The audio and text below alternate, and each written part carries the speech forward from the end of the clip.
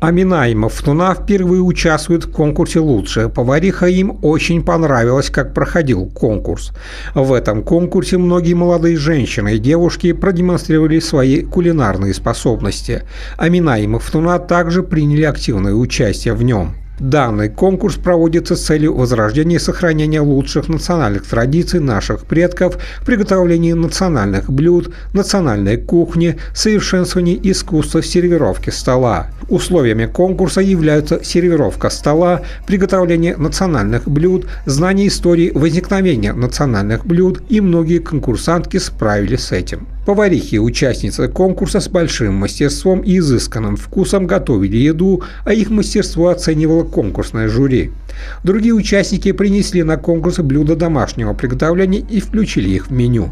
Стоит отметить, что в этом году количество участников данного конкурса значительно возросло, как, впрочем, и количество приготовленных ими национальных блюд.